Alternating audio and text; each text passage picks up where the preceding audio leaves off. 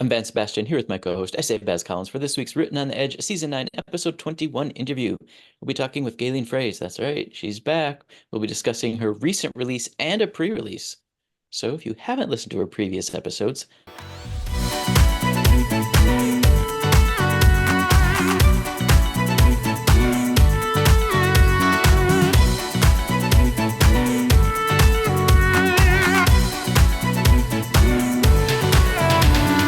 get to know our guest. Gayleen Froese is an LGBTQ plus writer of detective fiction living in Edmonton, Canada. Her novels include the Ben Ames detective series, the superhero novel Lightning Strikes Blues, and urban fantasy The Dominion from DSP Publications, and Touch and Grayling Cross from Any West Press. Gayleen has appeared on Canadian Learning Television's A Total Write-Off, won the second season of the 3-day novel contest on BookTelevision, and, as a singer-songwriter, showcased at festivals across Canada. Pause, sidebar, my notes just disappeared. Okay, we're back. She has worked as a radio writer and talk show host, an advertising creative director, and a communications officer. A past resident of Saskatoon, Toronto, and northern Saskatchewan, Gayleen now lives in Edmonton with novelist Laird Ryan States in a home that includes dogs, geckos, snakes, monitor lizards, and Marlowe the Tegu. When not writing, she can be found kayaking, photographing unsuspecting wildlife, and playing cooperative board games, viciously competitive card games, and tabletop RPGs. Gayleen, welcome back to the show. Thank you. It is so good to be back. Yay! I'm glad you reached out too. Yeah, me too. I don't know why Google decided to send you to spam, but because it's Google and the Googs. Google seems to have gone from like, it looks like spam to, it looks like you have an ongoing conversation with this person. Let me just shunt this over somewhere where you'll never see it again. Right.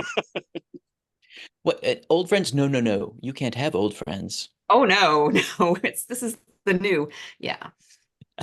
So for folks who haven't taken the time to listen to your previous episodes, which I strongly encourage, can you give us just a real quick, why did you decide to put pen to paper and publish? Wow. I guess I wanted my imaginary friends to have friends. I honestly, I think that most of the reason I write is because I like spending time with my characters, and then it is really fun. I don't know, it's fun gossiping and chatting with people who know the same people you do, like not in a mean way, but just like, when you know the same people and you find out like, oh, you went to school with my friend, and then and I love doing that with my characters. So I love it when someone tells me they read the books, and then we can be like, so, what do you think of Jesse? And then we'll talk about that. So Love it. Well, you reached out to us because you had a book release just recently, like a week ago, right? not too long ago. Yeah, I can't remember the exact date, but yeah, The Dominion came out. Yay. Do you have a cover to show us? I do. I love it. Awesome. Oh, love it. Yeah, tips for visiting the Dominion on the side here. Oh, there you go. Which is important. So let's tell people what it's about because it's the start of a series, right? It is. It's the 7 League series, and it's the whole idea of it is that the main character is an adventure travel writer. And what kicked it off is that I was years and years ago listening to CBC Radio, and they were interviewing some guy named Robert Pelton who had a book called World's Most Dangerous Places. And he was a guy who wrote travelogues about places like the Khyber Pass. He would go places where people didn't go or where you weren't even allowed supposedly to go, and he would get in there and then he would write about it sort of with the sensibility of a travel writer.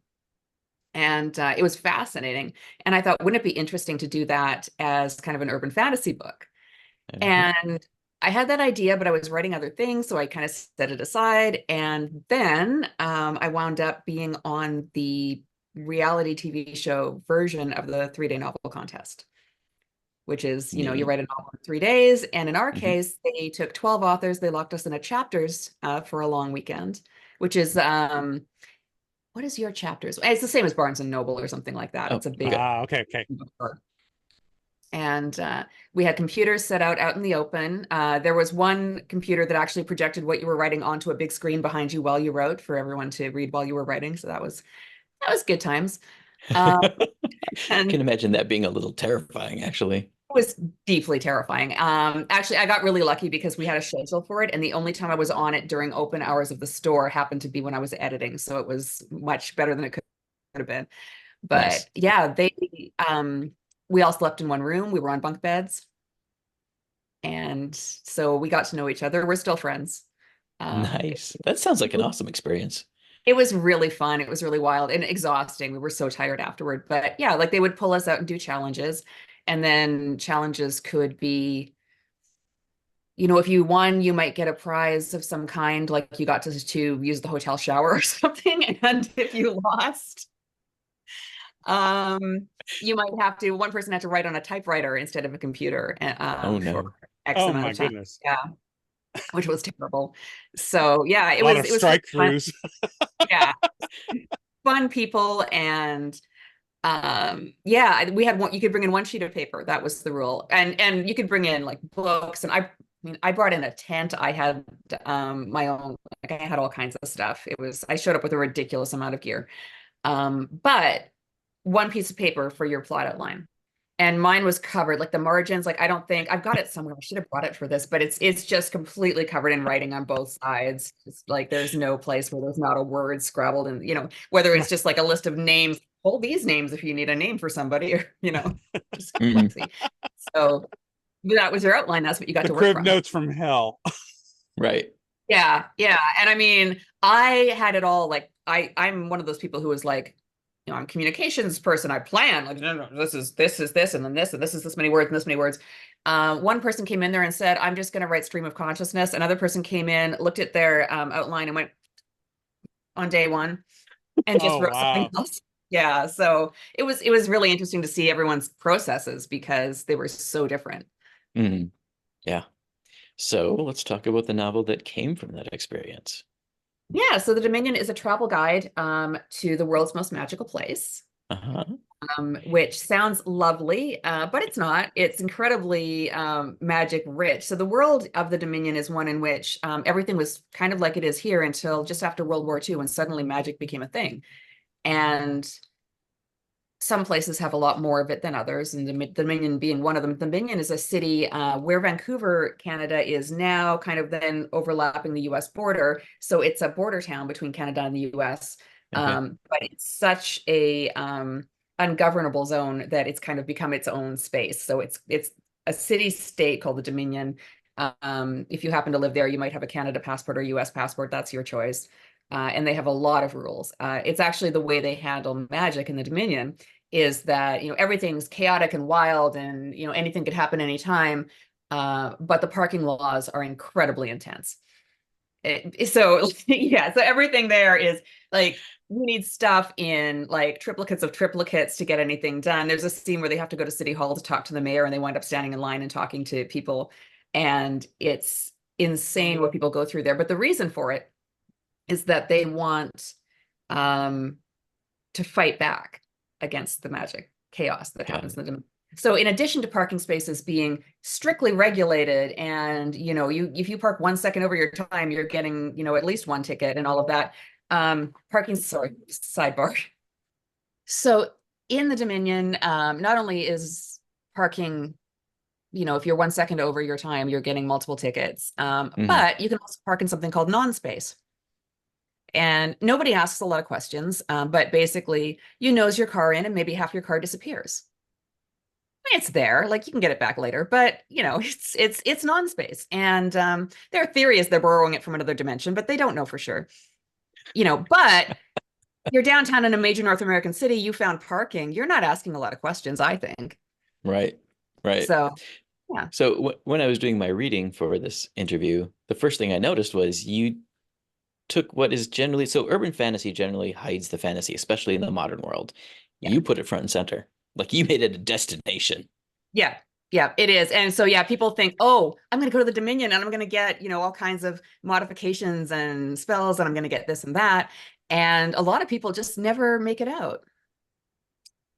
They go to the Dominion and they never come home, or they come home and they're a little different.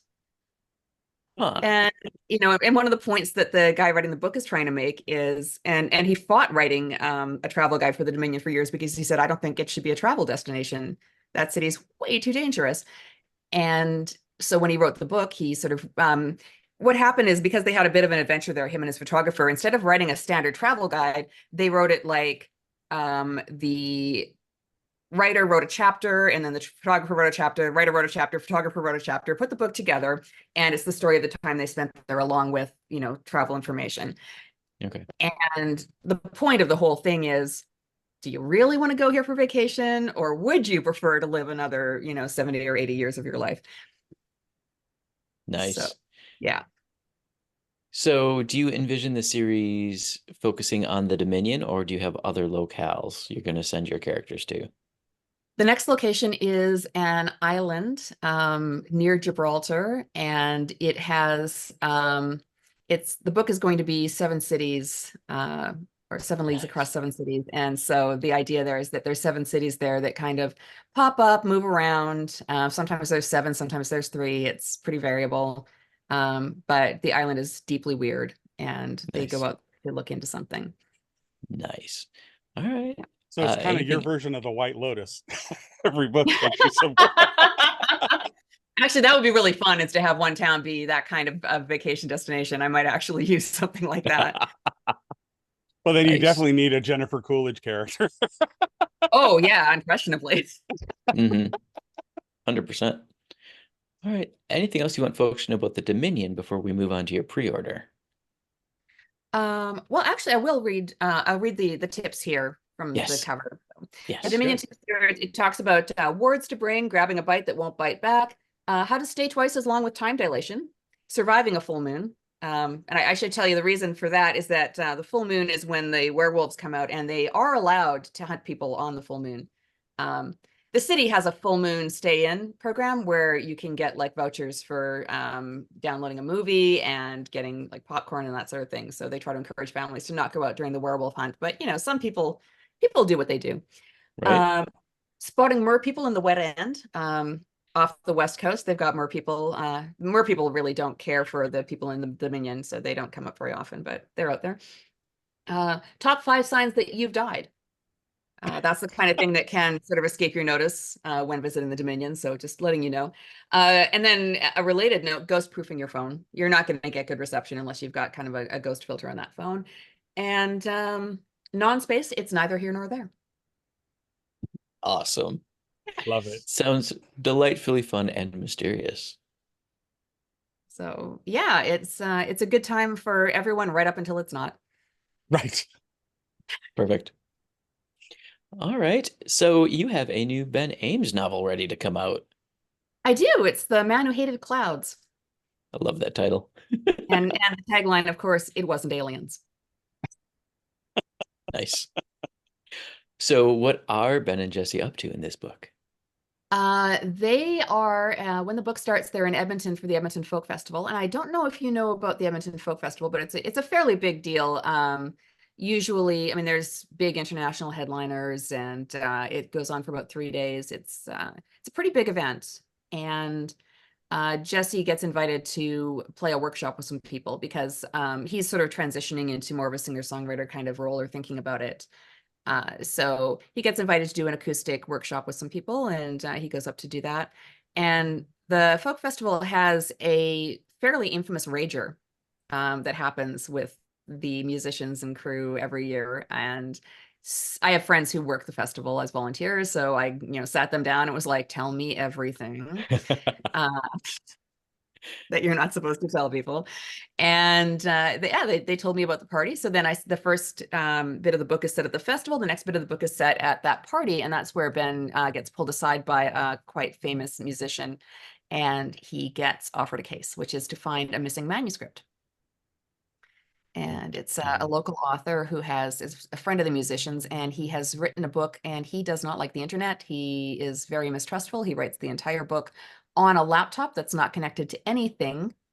And then the laptop is stolen. Oh. How do you find an unconnected laptop? Yeah. Nice. All right. And how's their relationship coming along? It's, you know what, the relationship's fine. Jesse's in a mood, capital A, capital M, at the start of the book. He's struggling with some mental health stuff, and he's also struggling with the transition to a different kind of life, and whether he wants to be the same person he was before, or a different kind of artist. Mm-hmm. So that's being hard for him. And instead of using his words, he just kind of expresses that in other ways until he gets himself a little more sorted out. So they kind of deal with that through the book. And one of the reasons that Ben agrees to take the case is that he thinks Jesse could use the distraction. Nice. So it winds up taking Jess with him on everything.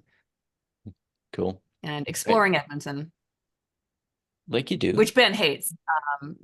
I don't know if Edmonton and Calgary have a very intense rivalry. And Ben's from Calgary. Yeah, yeah. And so Ben spends like the vast majority of the book just shit talking my city. It's not cool. And I actually write forwards to my books as if I'm Ben's literary agent. Okay. And this forward, I write like maybe a paragraph, and then I'm handing it off to Ben now because there's something he needs to say. And I make Ben apologize for like 3 paragraphs. Okay, that's awesome. So that was fun. Of course, Ben does it he just basically reiterates everything he said, by way of getting it out there one more time while he apologizes. Yeah, I mean, like you do. Yeah, right. Yeah. When you have the feelings. And when you're being forced to apologize. Right. Fair enough. All right. I don't want to spoil it because I know it's a mystery. Is there anything else you want folks to know about it? I think there are some characters from The Man Who Lost His Pen that make a reappearance in the book, and we spend some more time with them, get to know them a little bit better. Nice. So that's fun. Right. And Ben may have another employee of the Ben Ames Detective Agency by the end of the book. Interesting. Dun, dun, dun. Love it. Love it. Love it. All right, Gayleen, are you ready for our get to know you questions? I am. Take it away, Baz. All right. In this year of diving deeper, what is your favorite writing snack or drink? Never without it. For those who aren't watching, she just pulled up a Diet Pepsi. Yep. Yeah. All right. Here's the hierarchy is this. It's Diet Pepsi, right? Slightly below Diet Pepsi, but still very much in the ballpark is Coke Zero and Pepsi Zero Max or whatever they call it. I think it's Zero. Pepsi Then Max, way below that is Diet Coke. Okay. I'm not saying I won't drink it, but so when you get to one of of those restaurants, you're kind of like, cola. okay. Yeah. Yeah. All right. So what books did you read growing up? So I read all the normal kid books, so for someone of my generation. So I read, Paula Danziger and Gordon Corman and Robert Cormier and all those people. But also, so as a little kid, I read The Three Investigators, and I loved those books. And it's about 3 little kids who, little kids, they seemed like the big kids to me at the time, but they run a detective agency. And the books have forewords that are supposedly written by Alfred Hitchcock because they did a favor for him once, and now he has to write the forewords to all their books. Which is kind of where the idea came from for me to write the forewords to the Ben Ames books. So that's kind of it's a childhood dream that I get to play out, which is great. Oh, yay. But my dad would take me to the used bookstore, and I saw these Alfred Hitchcock anthology books of short stories. And, little me, I was reading above my grade level. So I didn't worry about whether a book was for adults. And I picked these books up, like, oh, I'll get these. And my dad was like, oh, seems fine. I don't know. And I brought them home. And so Alfred Hitchcock short story collections, a lot of those short stories, I would say the first time they were published, Playboy would be one of your more likely destinations for those stories. I'm not saying they were all sexed up, but they were definitely written for that audience. So they were, there was a mix of crime fiction and horror and science fiction, and they were sometimes violent, sometimes they were a little sexed up, sometimes they were terrifying. It's a Good Life is one of the short stories that I ran across in those books. The October Season was in one of those books. Like there's some very scary stuff in there. Good writing, excellent writing, but scary. And I read those books, and then I got interested in those authors. And so I read a lot of kind of mid to late 20th adult fiction as a kid, you know, a lot of Philip K. Dick and Robert Heinlein and all that stuff. So a Right. real immersion in that kind of, you know, early genre fiction. Excellent. All right. Well, who's been the biggest supporter of your writing? That would be Laird Ryan States. Laird is just a pen name because I don't know if you've ever tried to search the name Ryan States on the internet. But what you get is a lot of things that Paul Ryan said, which, you know, neither of us really wants to see.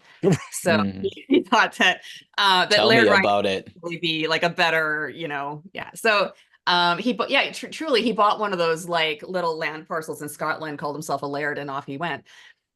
So that's his deal. He's got the 1 meter land parcel and a title. But yeah, Ryan and I have actually been friends since we were 9 and 10 years old. We met in school. We were both in the same gifted education program back in Saskatoon, Saskatchewan, Canada. And we've just been friends ever since. My best friend and his best friend were brother and sister. Oh, So, you know, invariably we would wind up at their house together or something. And yeah. Then we just moved in together. We were both looking for a place to stay in Saskatoon in our early 20s, and we've lived together ever since. So, Lovely. and he is also an author, as I say, and so he understands it. Do you know the story of the Man from Porlock? I've heard, but I've not read it. The idea of it is just that Samuel Taylor Coleridge, when he was writing, I think it was Kubla Khan, he woke up out of a dream and he was writing Kubla Khan, and he got most of it written, and then nothing else is known about this person, but that it was a man from Porlock who interrupted him with some business of no importance. And he was unable to remember the rest of the poem at that point, and so the poem was never really finished. And so I can walk into Ryan's room, or he can walk into mine, and we can say, "You're Porlocking me," and the other person will immediately turn around and walk out of the room. You know, which is something you can't just say to just anybody. You know, Right. it's another writer. So All right. I love that. Okay. Well, yeah, are it's nice. you This is and you know, like hugely supportive, and he's into the characters, and we talk about each other's books and characters all the time, and yeah, well, it's great. can't get better than that. All right. Are Hmm. you a morning person or a night owl? I really thought about that, weirdly, probably more than I needed to, but I think I'm an evening person. Okay. Okay. So in by the time late night shows come on. Yeah, like 3 o'clock in the morning, I would hope to be in bed, but definitely, yeah, not up by 6 either. Okay. Or if I am, All right. Well, what's your favorite hobby outside of writing? well, I mean, I like to do photography, and I mean, everything that we talked about in the intro, like the role-playing games and stuff, but I also have a ton of pets. I've got one here. I have a lot of strange pets. So I have dogs, which is normal, and I have some snakes, which is, I guess, relatively Normal. normal. A lot of lizards. Yeah. I have a tegu, so I've got a 5-foot long lizard. And this here, I'm just gonna grab my little friend. My little friend's it's okay, buddy. No one's gonna hurt you. No one's going to hurt you. You're fine. Okay. Oh, wow. Okay, who's this? This is a vinegaroon. They're from a family of arachnids. So arachnids are like spiders and various Right. other Right. things with 8 legs. And these guys are called whip scorpions. They're not scorpions exactly. They don't have stingers.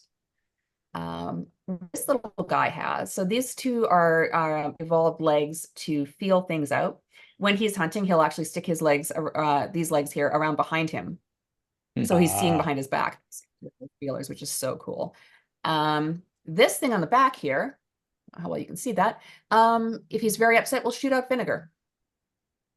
That's how they defend themselves. They shoot vinegar out their butt.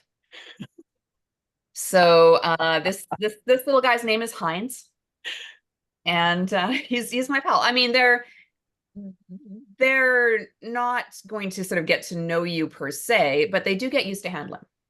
Okay. So the more that you handle them, the more chill they are about being just picked up and held. And once I have him out, he usually doesn't even really want to go back. I'm warm and he feels safe, so he's out with me and he's happy. Yeah, they're just the coolest little guys. And I've really gotten into sort of a lot of small animals that are a lot of fun and harmless. and you wind up just learning a lot about them and how they live their lives. And I Interesting. like macro photography, and I've got a lot of macro animals. Oh, that would be cool. Yeah, Yeah. absolutely. All right. Well, has writing and publishing books changed the way you see yourself? I don't think so. It's not any different. I think I always wrote stuff. It's just whether I published them or not. But yeah, not really. Okay, fair enough. Any All different right. from what it was. If you were to write a spin-off about a side character, which would you pick? I thought about this a lot too, and I didn't come down on any one character. Who would you like? If you've read some of my stuff, I think. Who would you like if you wanted if I was doing a spin-off? I want the photographer from the Dominion to have his own. You want Carson to have his own book? Well, that could be interesting. That could work.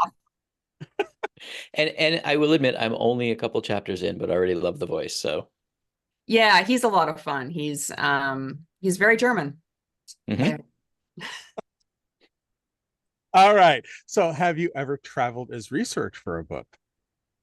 I will have to, I think, for the second Dominion book, but not so far very much. I'm more writing what I know. I've lived a lot of places. Well, not a lot of places, but I mean, I've lived in Ontario and yeah. Yes, yeah.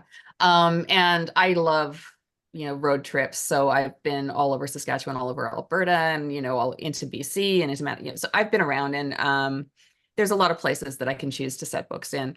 So what I might do, for example, the first Ben Ames book, The Girl Whose Luck Ran Out, I set in Kananaskis because I had to. I was down there, and there's a town actually called Dead Man's Flats. Like, how do you not write a murder mystery set in Dead Man's Flats? Like, of course you do. That's non-optional. So, I decided I was going to do that when I was down there on a trip. And then when I was writing the book, I actually went down again, just for a couple of days, just me and one of my dogs, and hung out in Kananaskis, and just, I had a sense of what was going to be in the book. So I looked for things like there's an RCMP detachment in the book. So, well, where is that? And I went and, saw the RCMP detachment for myself. And you can do a lot with Google Maps, but it's good to sort of get down there and look around yourself too, and poke around the area. Mm-hmm. So I did that, and yeah, I thought it was really helpful. Excellent. Okay. Well, finally, how do you celebrate when you finish your book? With laundry. No, I mean, really though. As you do. Yeah, as you do. Well, because truly, you put a lot of stuff aside when you're writing, Mm-hmm. And so when I finish a book, it's not so much like, oh, yay, I get to, it's party time. It's more like, okay, now it's everything I have let slide. Right. So, yeah, I would say I probably feel more celebratory when the book comes out, because between, finishing the book and then having to deal with all of that, and then also, your publisher then at that point is like, okay, so we are going to need a marketing document. So you need to fill that out, and we're going to need this and that. And we've got the editorial process. So there's a lot of steps after you write the book before you feel like it's totally done. And yeah. Absolutely. Well, you made it through this year's list. Bravo. Mm-hmm. I'd clap, but my cat's chin is in my hand and she's asleep. Hang on. So this is my supervisor. Oh, okay. Well, there you Aww. go. There you go. See, I have normal pets. The floor manager. Normal. I say normal. I lied. They'll never know. Not normal. He's not. He's a papillon. None of them are normal. Oh, fair enough. I mean, any dog named for a butterfly. Right. Well, it's the butterfly ears, right? Yeah. Right. There you go. There you go. Yeah, well, rumor is that Marie Antoinette had one of these that she brought with her up to the guillotine, and then later it was taken on a boat to New York, and had its own house, which is still in New York City, called Papillon House. I don't know how much that is true, but these guys were of French royalty, and one of the reasons that there was a fashion for really big draping sleeves at the time was so you could pop a papillon into one of those. Of course. But yeah, he'd be the first to tell you he's French royalty. I say, and the original purse dog. Of course, yeah. Yeah, except that, the joke's on them because they hate that. Really? Oh yeah, they're super active and they're very intelligent. They're great agility dogs. And so the last thing they want is to be stuck in a bag and carried somewhere. It infuriates them. Fair. Yeah, they've got a centuries-long history of being infuriated by people. There's a story in that too. Yeah. Oh, for sure. All right. Well, you've got two books out like within months of each other. What have you got I next? know. Are you lining up Yeah, like a The big Man Who marketing Hated Clouds tour? was, well, no, okay, The Man Who Hated Clouds was supposed to come out in October. Hmm.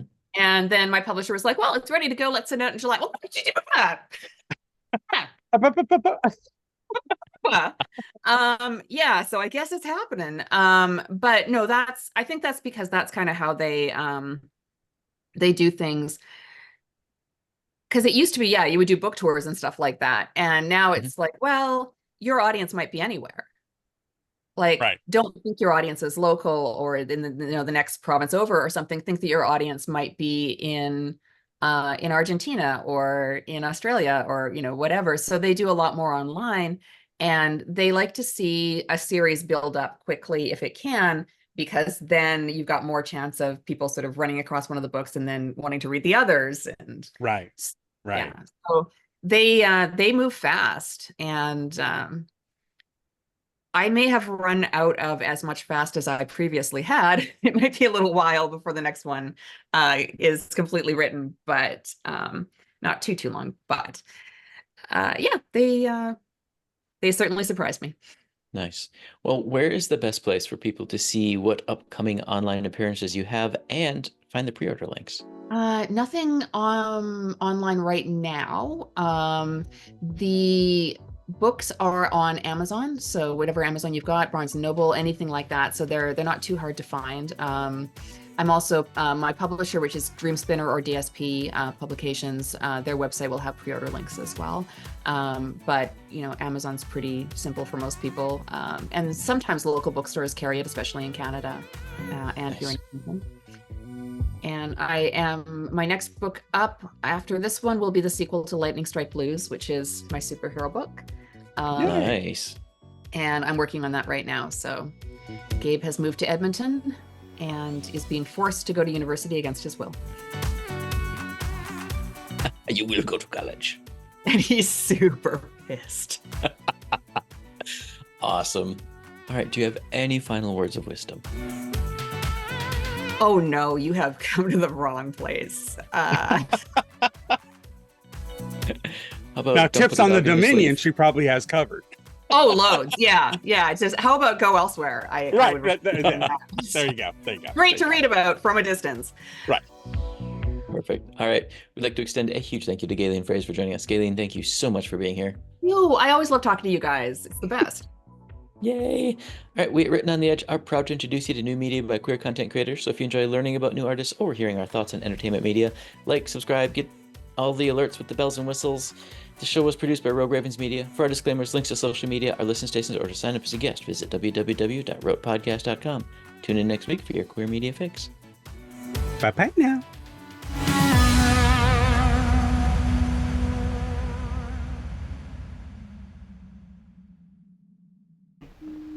Oh, what's that? Closing time. The bums rush in melody, dear.